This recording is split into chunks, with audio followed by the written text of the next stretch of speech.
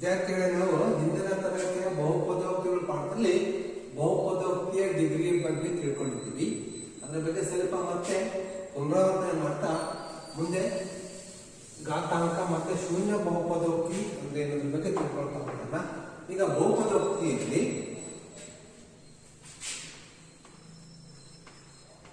ಏಕಪದೋಕ್ತಿ, ಎರಡನೇದು ದ್ವಿಪದೋಕ್ತಿ, ಏಕಪದೋಕ್ತಿ, ದ್ವಿಪದೋಕ್ತಿ ಮತ್ತು ಮೂರನೇದು ತ್ರಿಪದೋಕ್ತಿ. ಇದರ ಬಗ್ಗೆ ತಿಳ್ಕೊಳ್ತಾ ಹೋಗೋಣ. ನೋಡಿ, ಏಕಪದೋಕ್ತಿ ಅಥವಾ ಏಕ ಬಹುಪದೋಕ್ತಿ ಅಂತ ಹೇಳಿದ್ರೆ ಅದರಲ್ಲಿ ಒಂದೇ ಒಂದು ಪದವನ್ನು ಹೊಂದಿರುತ್ತೆ. ಎಕ್ಸ್ ಆಗಿರ್ಬೋದು, ವೈ ಆಗಿರ್ಬೋದು, -p ಆಗಿರ್ಬೋದು, ಇಲ್ಲಿ 2x ಆಗಿರ್ಬೋದು, 3y ಆಗಿರ್ಬೋದು. ಈ ರೀತಿಯಾಗಿ ಒಂದು ಪದವನ್ನು ಹೊಂದಿರುವಂತಹ, ಒಂದು ಚರಾಕ್ಷರ ಹೊಂದಿರುವಂತಹ, ಒಂದು ಸಂಖ್ಯೆಯನ್ನು ಹೊಂದಿರುವಂತಹ ಒಂದು ಪದೋಕ್ತಿ ಅಂತ ಕರೀತಾರೆ, ಏಕ ಪದೋಕ್ತಿ ಅಂತ ಕರೀತಾರೆ. ಇಲ್ಲಿ ದ್ವಿಪದೋಕ್ತಿ ಅಂತ ಹೇಳಿದ್ರೆ x+2 ಆಗಿರ್ಬೋದು, ಎರಡು ಪದ ಇದೆ. ಇಲ್ಲಿ ಎರಡು ಏಕಪದೋಕ್ತಿಗಳ ಮಧ್ಯೆ ಒಂದು ಚಿಹ್ನೆ ಪ್ಲಸ್ ಅಥವಾ ಮೈನಸ್ ರೀತಿ ಬಂದ್ರೆ ಅದಕ್ಕೆ ದ್ವಿಪದೋಕ್ತಿ ಅಂತ ಕರೀತಾರೆ. x² - 5, ಅದೇ ರೀತಿಯಾಗಿ 3x - 8 ಇವಕ್ಕೆಲ್ಲ ಏನಂತ ಕರೀತಾರೆ? ದ್ವಿಪದೋಕ್ತಿಗಳು ಅಂತ ಕರೀತಾ ಇರ್ತಾರೆ. ಎಷ್ಟು? ತ್ರಿಪದೋಕ್ತಿ ಅಂದ್ರೆ ಏನು? ತ್ರಿಪದೋಕ್ತಿ ಅಂತ ಹೇಳಿದ್ರೆ ಮೂರು ಪದಗಳು ಹೊಂದಿರುತ್ತೆ. ಇಲ್ಲಿ ಮೂರು ಏಕಪದಗಳ ನಡುವೆ ಪ್ಲಸ್ ಅಥವಾ ಮೈನಸ್ ಚಿಹ್ನೆಯನ್ನು ಹೊಂದಿದ್ರೆ ಅದಕ್ಕೆ ಅಂತ ಕರೀತಾರೆ ತ್ರಿಪದೋಕ್ತಿ ಅಂತ ಕರೀತಾರೆ. ಈಗ 3x² + 5x - 8, ಇದೇ ರೀತಿಯಾಗಿ 2p³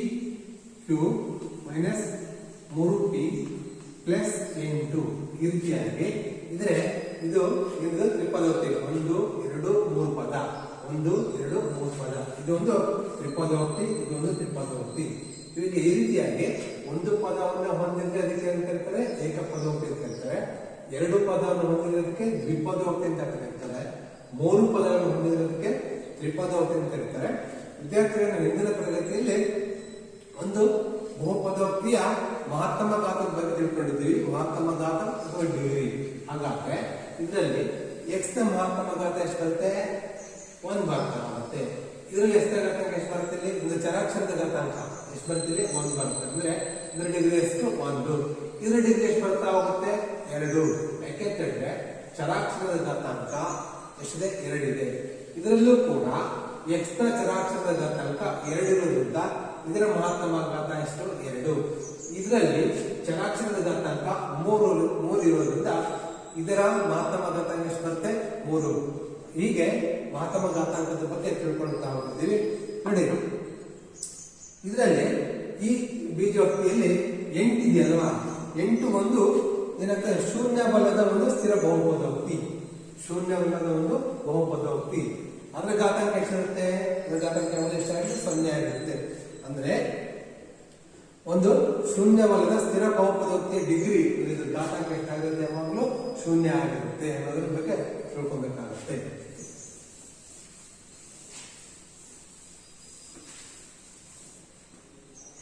ವಿದ್ಯಾರ್ಥಿಗಳು, ನಾವೀಗ ರೇಖಾತ್ಮಕ ಸಮೀಕರಣಗಳು, ರೇಖಾತ್ಮಕ ಬಹುಪದೋಕ್ತಿ,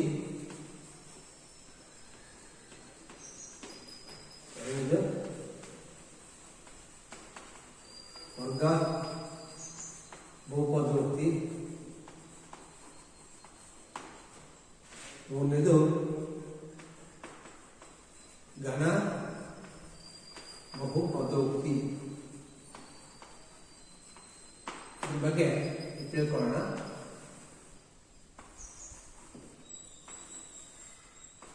ವಿದ್ಯಾರ್ಥಿಗಳೇ, ರೇಖಾತ್ಮಕ ಬಹುಪದೋಕ್ತಿ ಅಂತ ಹೇಳಿದ್ರೆ ಒಂದು ಬಹುಪದೋಕ್ತಿಯಲ್ಲಿ ಚರಾಕ್ಷರದ ಘಾತಾಂಕ ಅಂದ್ರೆ ಡಿಗ್ರಿ ಏನಾಗಿರ್ಬೇಕು? 1 ಹೊಂದಿರಬೇಕಾಗತ್ತೆ.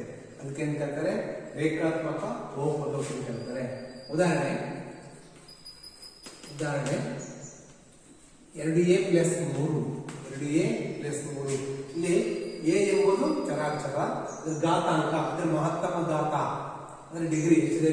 1 ಇದೆ. ಅದಕ್ಕೋಸ್ಕರ ರೇಖಾತ್ಮಕ ಬಹುಪದೋಕ್ತಿ ಅಂತ ಹೇಳ್ತಾ ಹೋಗ್ತಾರೆ. ಅದೇ ರೀತಿಯಾಗಿ x ಪ್ಲಸ್ 3 ಈ ರೀತಿಯಾಗಿ ರೇಖಾತ್ಮಕ ಬಹುಪದೋಕ್ತಿ ಅಂತೇಳಿ ಕರಿತಾ ಹೋಗ್ಬೋದು. ಅದೇ ರೀತಿಯಾಗಿ ಇಲ್ಲಿ ವರ್ಗ ಬಹುಪದೋಕ್ತಿಯಲ್ಲಿ x² ಪ್ಲಸ್ 3x ಮೈನಸ್ 5 ಇದರಲ್ಲಿ ಚರಾಕ್ಷರದ ಮಹತ್ತಮ ಘಾತಾಂಕ ಎಷ್ಟಿದೆ? 2 ಇದೆ. ಆದ್ರಿಂದ ವರ್ಗ ಬಹುಪದೋಕ್ತಿ ವರ್ಗ ಸಮೀಕರಣ ಅಂತೇಳಿ ನಿಮಗೆ ಮುಂದಿನ ತರಗತಿ ಬರ್ತಾ ಹೋಗುತ್ತೆ. ಅದಕ್ಕೋಸ್ಕರ ಇಲ್ಲಿ ಚರಾಕ್ಷರದ ಘಾತಾಂಕ 2 ಹೊಂದಿದ್ರೆ ಅಂದ್ರೆ ಹೈಯೆಸ್ಟ್ ಘಾತಾಂಕ ಮಹತ್ತಮ ಘಾತಾಂಕ 2 ಹೊಂದಿದ್ರೆ ಅದಕ್ಕೆ ಏನ್ ಕರೀತಾರೆ? ವರ್ಗ ಬಹುಪದೋಕ್ತಿ ಅಂತ ಕರೀತಾರೆ. ಇದಕ್ಕೆ ಇನ್ನೊಂದು ಉದಾಹರಣೆ ಕೊಡ್ತಾ ಹೋಗ್ತೀನಿ. 8y² ಮೈನಸ್ 2 ಪ್ಲಸ್ 3y ಇದು ಕೂಡ ಒಂದು ವರ್ಗ ಬಹುಪದೋಕ್ತಿಗೆ ಉದಾಹರಣೆ ಆಗ್ತಾ ಹೋಗುತ್ತೆ. ಈ ರೀತಿಯಾಗಿ ಒಂದು ವರ್ಗ ಬಹುಪದೋಕ್ತಿ ಅಂತ ಹೇಳಿದ್ರೆ ಒಂದು ಚರಾಕ್ಷರದ ಮಹತ್ತಮ ಘಾತಾಂಕ 2 ಹೊಂದಿದ್ರೆ ಅದಕ್ಕೆ ಏನ್ ಕರೀತಾರೆ? ವರ್ಗ ಬಹುಪದೋಕ್ತಿ ಅಂತ ಕರೀತಾರೆ. ಅದೇ ಘನ ಬಹುಪದೋಕ್ತಿ ಅಂತ ಹೇಳಿದ್ರೆ ಒಂದು ಸಮೀಕರಣದಲ್ಲಿ ಒಂದು ಬಹುಪದೋಕ್ತಿಯಲ್ಲಿ ಮಹತ್ತಮ ಘಾತಾಂಕ ಎಷ್ಟಿರ್ಬೇಕಾಗತ್ತೆ? 3 ಹೊಂದಿರಬೇಕಾಗತ್ತೆ. ಇಲ್ಲಿ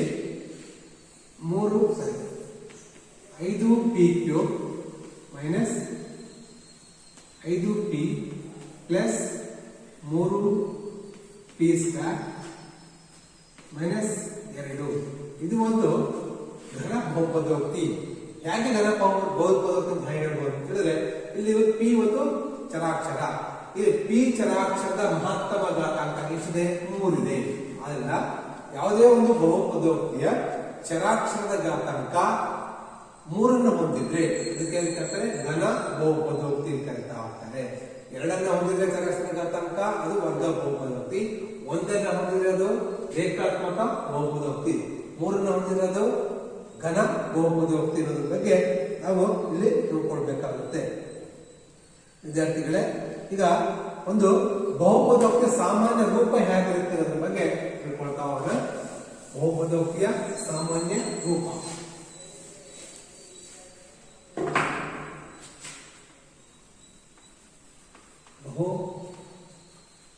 ಬಹುಪದೋಕ್ತಿಯ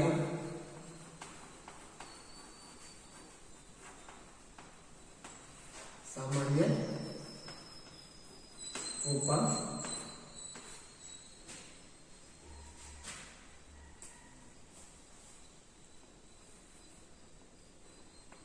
a0 x ಘಾತಾಂಕ n plus an minus 1 x ಘಾತಾಂಕ n minus 1 plus an minus 2 x ಘಾತಾಂಕ n minus 2 plus an minus 3 into x ಘಾತಾಂಕ n minus 3 ಈ ರೀತಿ ಬರ್ತಾ ಹೋಗ್ಬಿಟ್ಟು ಲಾಸ್ಟಿಗೆ ಕೊನೆಗೆ a1 x ಪ್ಲಸ್ a0 ಈ ರೀತಿಯಾಗಿ ಬರೆದ್ರೆ ಇದು ಒಂದು ಬಹುಪದೋಕ್ತಿ ಸಾಮಾನ್ಯ ರೂಪ ಆಗುತ್ತೆ. a0 x ಘಾತಾಂಕ n plus an minus 1 x ಘಾತಾಂಕ n minus 1 ಇದೇ ರೀತಿಯಾಗಿ an minus 3 x ಘಾತಾಂಕ 3 ಇದೇ ರೀತಿ ಮುಂದೆ ಬರ್ತಾ ಹೋದ್ರೆ ಕೊನೆ ಪದ a1x ಪ್ಲಸ್ a0 ಇದು ಬಹುಪದೋಕ್ತಿಯ ಸಾಮಾನ್ಯ ರೂಪ. ಅದು ಬಹುಪದೋಕ್ತಿಯ ಸಾಮಾನ್ಯ ರೂಪ ಅದರ ಬಗ್ಗೆ ತಿಳ್ಕೊಳ್ತಾ ಹೋಗುತ್ತೆ.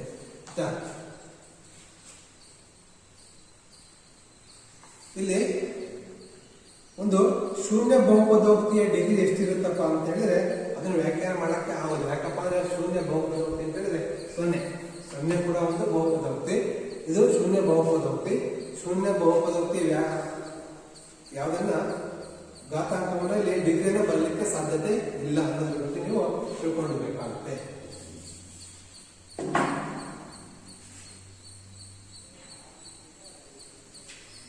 ವಿದ್ಯಾರ್ಥಿಗಳಲ್ಲಿ ಅಭ್ಯಾಸ 4.1ರಲ್ಲಿ ಅಭ್ಯಾಸ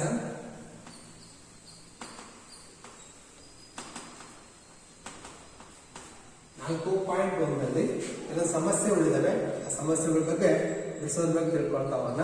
ಅದರಲ್ಲಿ ಒಂದನೇ ಮೇನು ಈ ಕೆಳಗಿನವುಗಳಲ್ಲಿ ಯಾವುವು ಒಂದು ಚರಾಕ್ಷರವುಳ್ಳ ಬಹುಪದೋಕ್ತಿಗಳಾಗಿವೆ ಮತ್ತು ಯಾವುವು ಅಲ್ಲ ಕಾರಣ ಸಹಿತ ತಿಳಿಸಿದೆ. ಅಂದ್ರೆ ಒಂದು ಚರಾಕ್ಷರವುಳ್ಳ ಬಹುಪದೋಕ್ತಿ ಯಾವುದು ಹೌದು ಯಾವುದು ಅಲ್ಲ ಅಂತ ಹೇಳಿ ಹೇಳ್ಬೇಕಾಗುತ್ತೆ.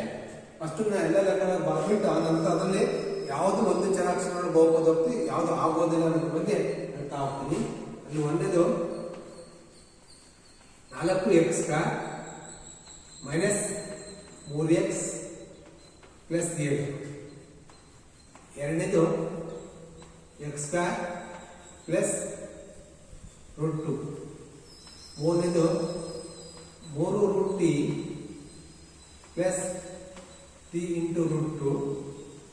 ನಾಲ್ಕನೇದು y ಪ್ಲಸ್ 2/y. ಐದನೇದು x ಘಾತಾಂಕ 10 plus y ಘಾತಾಂಕ 3 plus t ಘಾತಾಂಕ 50. t ಘಾತಾಂಕ 50. ಇಷ್ಟು 4 ಲೆಕ್ಕ 5 ಲೆಕ್ಕ ಕೊಟ್ಟಿದ್ದಾರೆ.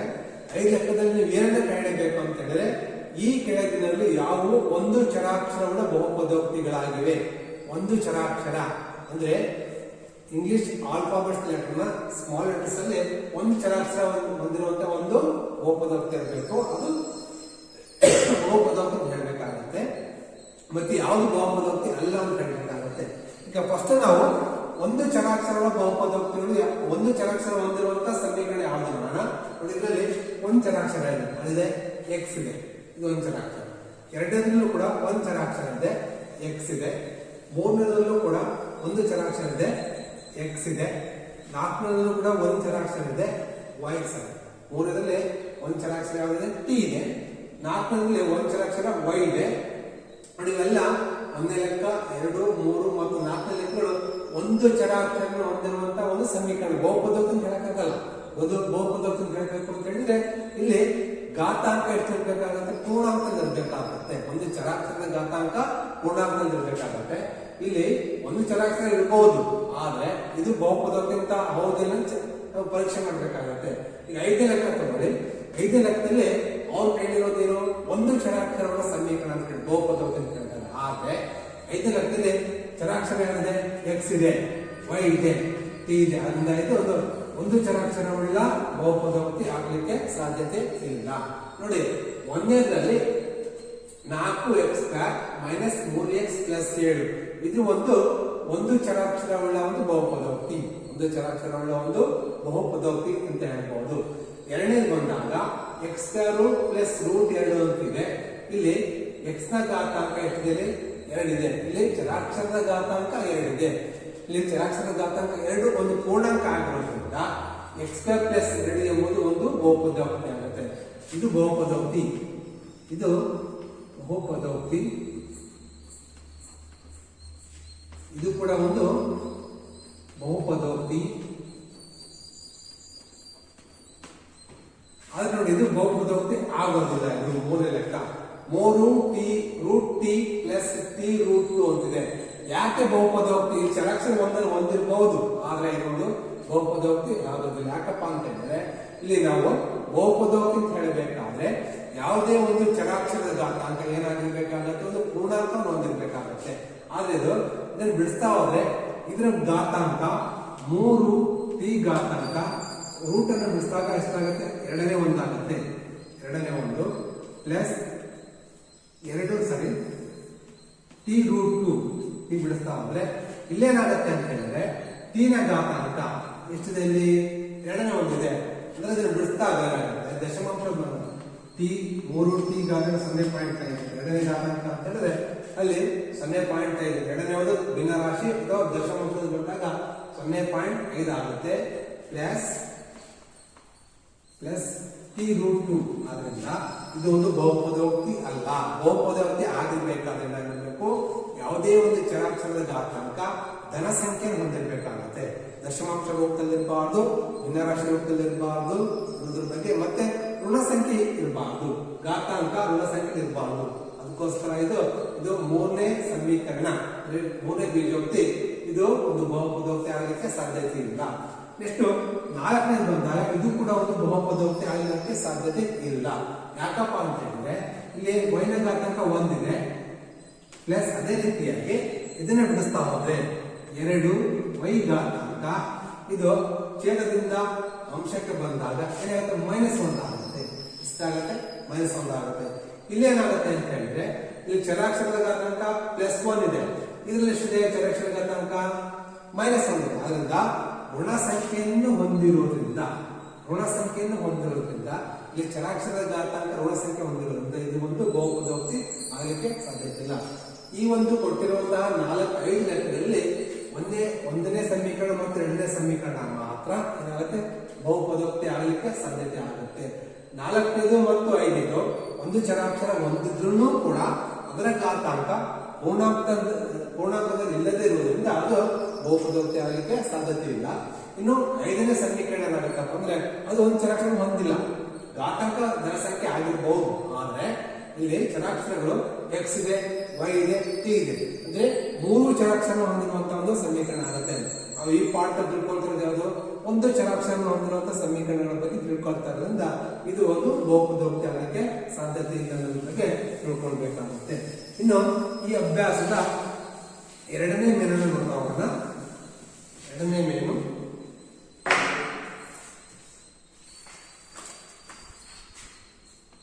ಏನಿದು ಈ ಕೆಳಗಿನ ಪ್ರತಿಯೊಂದರಲ್ಲೂ ಈ ಕೆಳಗಿನ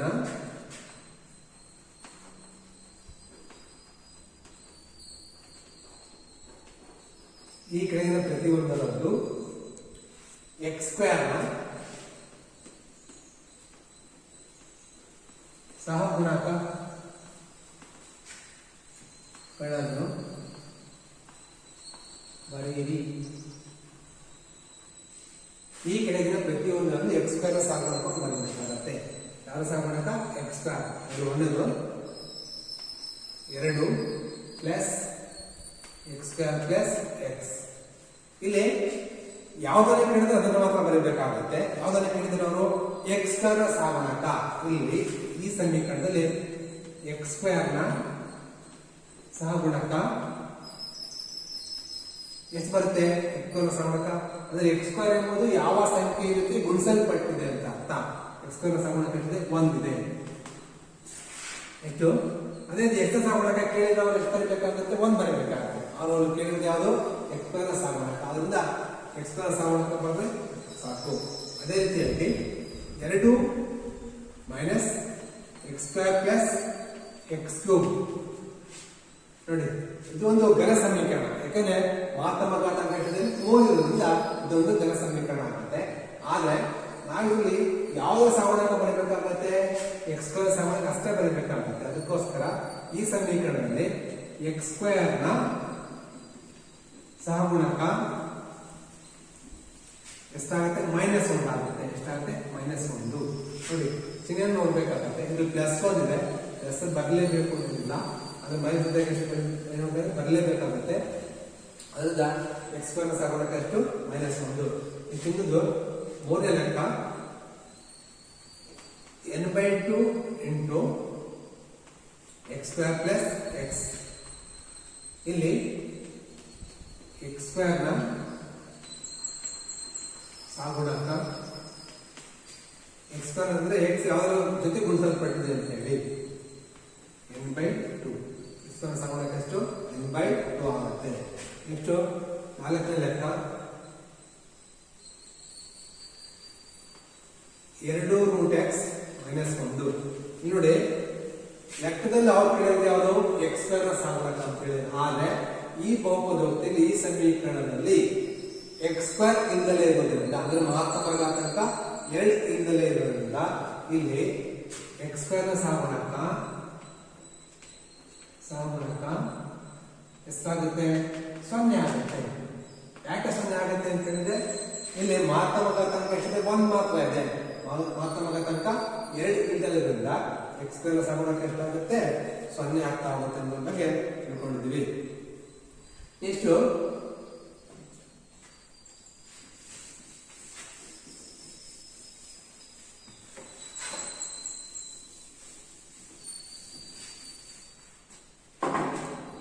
ವಿದ್ಯಾರ್ಥಿಗಳೇ, ಇದರಲ್ಲಿ 3ನೇ ಮೇಲಿನಲ್ಲಿ ಏನ್ ಕೇಳಿದರೆ ಡಿಗ್ರಿ 35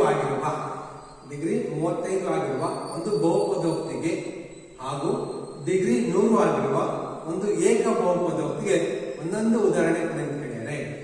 ಇಲ್ಲಿ ಡಿಗ್ರಿ 35 ಆಗಬೇಕಾದ್ರೆ ಒಂದು ಚರಾಕ್ಷರದ ಘಾತಾಂಕ 35 ಆಗಿರುವಂತಹ ಒಂದು ದ್ವಿಪದೋಕ್ತಿ ಕಂಡುಹಿಡಿಯಬೇಕಾದ್ರೆ, ದ್ವಿಪದೋಕ್ತಿ ಬರೀಬೇಕಾದ್ರೆ ಡಿಗ್ರಿ ಎಷ್ಟಾಗಿರ್ಬೇಕು?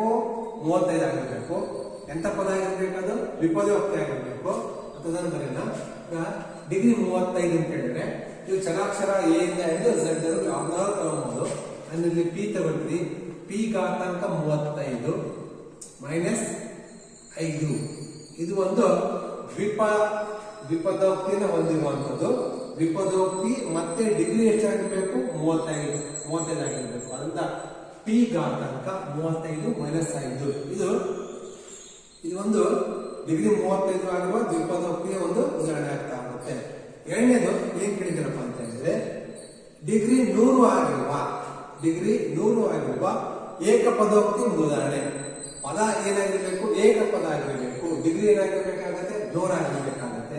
ಅಲ್ಲಿ ಅಂತ ಹೇಳ್ತೀನಿ 5 x ಘಾತಾಂಕ 100 ಬರ್ತೀನಿ. 5x ಘಾತಾಂಕ 100 ಇದು ಒಂದು ಏಕ ಪದ. 5x ಘಾತಾಂಕ 100. ಡಿಗ್ರಿ ಎಷ್ಟಾಗಿದೆ? 100 ಇದೆ. ಡಿಗ್ರಿ 100 ಇದೆ. ಇದೊಂದು ಏಕಪದ ಆಗಿದೆ. ಅದರಿಂದ ಇದು ಡಿಗ್ರಿ 100 ಹೊಂದಿರುವಂತಹ ಏಕಪದೋಕ್ತಿ ಉದಾಹರಣೆ. ಇದನ್ನೇ ಬರೀಬೇಕು ಅಂತ ಏನಾದ್ರು ಬರೀಬಹುದು. ನೀವು ಯಾವ್ದಾದ್ರು ಬರೀಬಹುದು. ಇಲ್ಲಿ x ಘಾತಾಂಕ 100 ಬೇಕಿದ್ರೆ ಬರೀಬಹುದು. ಅಥವಾ ಮೈನಸ್ 2p ಘಾತಾಂಕ 100 ಅಂತ ಬೇಕಿದ್ರೆ ಬರೀಬಹುದು. ಅದೇ ರೀತಿಯಾಗಿ ಮೈನಸ್ 8p ಘಾತಾಂಕ 100 ಬರೀಬಹುದು. ಅದೇ ರೀತಿಯಾಗಿ 50 y ಘಾತಾಂಕ 100 ಬರೀಬಹುದು. ಇವೆಲ್ಲವೂ ಕೂಡ ಏಕ ಪದವನ್ನು ಹೊಂದಿದ್ದು ಡಿಗ್ರಿ 100 ಹೊಂದಿರುವಂತಹ ಒಂದು ಬಹುಪದೋಕ್ತಿ ಆಗುತ್ತೆ. ಇದಕ್ಕೂ ಕೂಡ ನಾವು ಇದೇ ಉದಾಹರಣೆ ಬರೀಬೇಕು ಅಂತೇನಿಲ್ಲ. ಅಂದ್ರೆ ಡಿಗ್ರಿ 35 ಹೊಂದಿರಬೇಕು. ಎಂತ ಪದ ಇರಬೇಕು? ದ್ವಿಪದ ಆಗಿರಬೇಕು. ಇಲ್ಲಿ ನಾವು ಪಿ ಘಾತಾಂಕ 5 ಮೈನಸ್ ಪಿ ಘಾತಾಂಕ 35 ಮೈನಸ್ 5 ಬರ್ತದೆ. ಈ ಉದಾಹರಣೆ ಬರೆದು ಇನ್ನೊಂದು ಉದಾಹರಣೆ ಬೇಕಿದ್ರೆ ಬರೀಬಹುದು.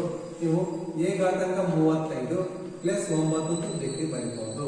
ಅದೇ ರೀತಿಯಾಗಿ ಇಷ್ಟು ಎಂ ಘಾತಾಂಕ 35 ಮೈನಸ್ 25 ಬೇಕಿದ್ರೆ ಬರೀಬಹುದು. ಅಥವಾ ಕೆ ಘಾತಾಂಕ 35 ಪ್ಲಸ್ 45 ಬರೀಬಹುದು. ಈ ರೀತಿಯಾಗಿ ನಾವು ಘಾತಾಂಕ 35 ಹೊಂದಿದ್ದು ದ್ವಿಪದವನ್ನು ಹೊಂದಿರುವಂತಹ ಯಾವ ಪದನಾದ್ರೂ ಕೂಡ ನಾವಿಲ್ಲಿ ಬರಿತಾ ಹೋಗ್ಬೋದು. ಇದು ಡಿಗ್ರಿ 35 ಹೊಂದಿರುವಂತಹ ದ್ವಿಪದಗಳಾಗುತ್ತೆ. ಇದು ಡಿಗ್ರಿ 100 ಹೊಂದಿರುವಂತಹ ಏಕಪದಗಳು ಆಗ್ತಾ ಹೋಗುತ್ತೆ. ಈ ರೀತಿಯಾಗಿ ನಾವು ಬರಿತಾ ಹೋಗ್ಬೋದು. ಈಗ ನೋಡಿ ಮುಂದಿನ ಸಮಸ್ಯೆಯಲ್ಲಿ 4ನೇ ಸಮಸ್ಯೆಯಲ್ಲಿ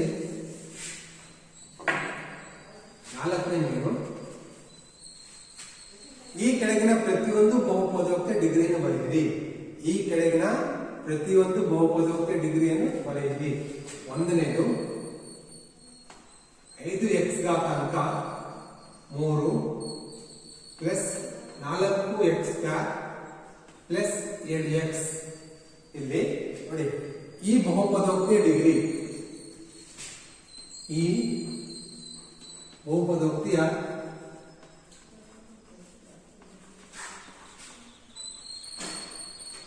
ಡಿಗ್ರಿ ಎಷ್ಟಾಗುತ್ತೆ? 3 ಆಗುತ್ತೆ. ಯಾಕಪ್ಪ ಅಂತ ಹೇಳಿದ್ರೆ ಇಲ್ಲಿ ಚರಾಕ್ಷರ ಆಗಿದೆ. ಒಂದು ಚರಾಕ್ಷರ x ಇದೆ. ಅದರ ಮಾತ್ರ ಎಷ್ಟಿದೆ? 3 ಇದೆ. ಅದರಿಂದ ಈ ಬಹುಪದೋಕ್ತಿಯ ಡಿಗ್ರಿ ಎಷ್ಟಾಗುತ್ತೆ? 3 ಆಗುತ್ತೆ. ನೆಕ್ಸ್ಟ್ ಎರಡನೇದು y ಮೈನಸ್ 4 ಮೈನಸ್ y². ಇಲ್ಲಿ ಈ ಬಹುಪದೋಕ್ತಿಯ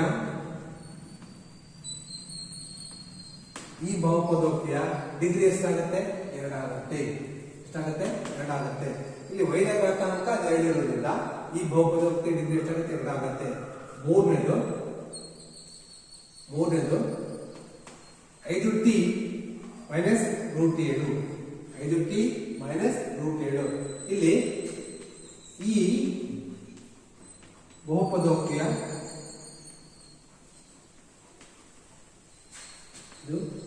ಡಿಗ್ರಿ, ಈ ಬಹುಪದೋಕ್ತಿಯ ಅಂದ್ರೆ ಚರಾಕ್ಷರ ಘಾತಾಂಕ ಎಷ್ಟಿದೆ? ಚರಾಕ್ಷರ ಎಷ್ಟಿದೆ? ಟಿ ಇದೆ. ಘಾತಾಂಕ ಎಷ್ಟು ಬರುತ್ತೆ? 1 ಇರೋದ್ರಿಂದ 1. ಈ ಬಹುಪದೋಕ್ತಿಯ ಡಿಗ್ರಿ 1. ನಾಲ್ಕನೇದು 3. ಇದು ಒಂದು ಸ್ಥಿರ ಬಹುಪದೋಕ್ತಿ. ಇದು ಘಾತಾಂಕ ಎಷ್ಟಿರುತ್ತೆ ಯಾವಾಗಲೂ ಕೂಡ 0 ಆಗಿರುತ್ತೆ. ಆದ್ದರಿಂದ ಈ ಬಹುಪದೋಕ್ತಿಯ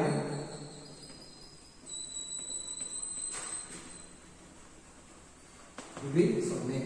ಒಂದು ಸ್ಥಿರ ಬಹುಪದೋಕ್ತಿಯ ಘಾತಾಂಕ ಮಹತ್ತಮ ಎಷ್ಟಿರುತ್ತೆ ಯಾವಾಗಲೂ ಕೂಡ 0 ಆಗಿರುತ್ತೆ. ಯಾಕಪ್ಪ ಅಂತ ಹೇಳಿದ್ರೆ ಯಾವುದೇ ಒಂದು ಬೀಜ ಪದ x ಘಾತಾಂಕ 0 ಬೆಲೆ ಎಷ್ಟು 1, ಎಷ್ಟು y ಘಾತಾಂಕ 0 ಎಷ್ಟು ಬೆಲೆ 1, ಸರಿ 1, ಎಷ್ಟು p ಘಾತಾಂಕ 0 ಬೆಲೆ ಎಷ್ಟು 1. ಅದರಿಂದ 3ಕ್ಕೆ ಯಾವುದೇ ಚರಾಕ್ಷರ ಇಲ್ಲ ಅಂತ ಹೇಳಿದ್ರೆ ಇಲ್ಲಿ 3x ಘಾತಾಂಕ 0 ಅಂತ ಹೇಳಿದ್ರೆ ಅರ್ಥ 3 ಇಂಟು x ಘಾತಾಂಕ 1 ಆಗುತ್ತೆ. 3 ಆಗುತ್ತೆ. ಆದ್ರಿಂದ ಇಲ್ಲಿ ಚರಾಕ್ಷರ ಘಾತಾಂಕ ಎಷ್ಟಿದೆ 0 ಇರೋದ್ರಿಂದ ಇದು ಒಂದು ಸ್ಥಿರ ಬಹುಪದೋಕ್ತಿ ಆಗುತ್ತೆ. ಆದ್ರಿಂದ ಯಾವುದೇ ಒಂದು ಸ್ಥಿರ ಬಹುಪದೋಕ್ತಿಯ ಡಿಗ್ರಿ ಎಷ್ಟಾಗುತ್ತೆ ಯಾವಾಗ ಕೂಡ 0 ಆಗುತ್ತೆ. ಅದನ್ನ ನೆನಪಿಟ್ಕೊಳ್ಬೇಕಾಗುತ್ತೆ. ವಿದ್ಯಾರ್ಥಿಗಳೇ, ಇಷ್ಟನ್ನ ಇದನ್ನ ತಿಳ್ಕೊಂಡಿದ್ದೀವಿ ನಾವು. ಈಗ ನಾವು ಮುಂದಿನ ಅದೇ ಅಭ್ಯಾಸದಲ್ಲಿ 4.1ರಲ್ಲಿ 5ನೇ ಮೇನಲ್ಲಿ ಈ ಕೆಳಗಿನವುಗಳನ್ನು ರೇಖಾತ್ಮಕ, ವರ್ಗ ಮತ್ತು ಘನ ಬಹುಪದೋಕ್ತಿಗಳೇ ವರ್ಗೀಕರಿಸುತ್ತಿದೆ. ವಿದ್ಯಾರ್ಥಿಗಳ 5, 6, 7 ಲೆಕ್ಕ ಇದೆ. ಈ 7 ಲೆಕ್ಕದಲ್ಲಿ ರೇಖಾತ್ಮಕ ಬಹುಪದೋಕ್ತಿ ಯಾವುದು, ವರ್ಗ ಬಹುಪದೋಕ್ತಿ ಯಾವುದು, ಮತ್ತೆ ಘನ ಬಹುಪದೋಕ್ತಿ ಯಾವುದು ಅನ್ನೋದನ್ನ ನೀವು ಬಿಡಿಸ್ಕೊಳ್ಬೇಕಾಗಿ ಕೇಳಿರ್ತೀನಿ. ಇಲ್ಲಿ ರೇಖಾತ್ಮಕ ಬಹುಪದೋಕ್ತಿ ಹೆಂಗ್ ಕಂಡುಹಿಡಿಯಬಹುದಪ್ಪ ಅಂತ ಹೇಳಿದ್ರೆ ಒಂದು ಚರಾಕ್ಷರ ಘಾತಾಂಕ ಎಷ್ಟಿರ್ಬೇಕಾದ್ರೆ 1 ಆಗಿರಬೇಕಾಗುತ್ತೆ. ಚರಾಕ್ಷರ ಘಾತಾಂಕ 1 ಇದ್ರೆ ಅದು ರೇಖಾತ್ಮಕ ಬಹುಪದೋಕ್ತಿ. ಒಂದು ಚರಾಕ್ಷರ ಘಾತಾಂಕ 2 ಇದ್ರೆ ಅದು ವರ್ಗ ಬಹುಪದೋಕ್ತಿ. ಒಂದು ಚರಾಕ್ಷರ ಘಾತಾಂಕ 3 ಹೊಂದಿದ್ರೆ ಅದು ಘನ ಬಹುಪದೋಕ್ತಿ. ಈ ರೀತಿಯಾಗಿ ಕೊಟ್ಟಿರುವಂತಹ ಬೀಜ ಪದಗಳನ್ನ ಅಂದ್ರೆ ಬಹುಪದೋಕ್ತಿಗಳನ್ನ ಏಕ ಬಹುಪದ, ರೇಖಾತ್ಮಕ ಬಹುಪದ, ವರ್ಗ ಬಹುಪದ ಮತ್ತೆ ಘನ ಬಹುಪದಗಳಾಗಿ ನೀವು ವರ್ಗೀಕರಣ ಮಾಡಿಂತ ಹೇಳ್ತಾ ಇದ್ದೀನಿ. ವಿದ್ಯಾರ್ಥಿಗಳೇ, ಈಗ ಮುಂದಿನ ಅಭ್ಯಾಸದಲ್ಲಿ ಒಂದು ಬಹುಪದೋಕ್ತಿಯ ಶೂನ್ಯತೆಯನ್ನ ಯಾವ ರೀತಿ ಕಂಡುಹಿಡಿಯಬೇಕು ಅನ್ನೋದನ್ನ ಮುಂದಿನ ತರಗತಿಯಲ್ಲಿ ತಿಳ್ಕೊಳ್ತಾ ಹೋಗೋಣ.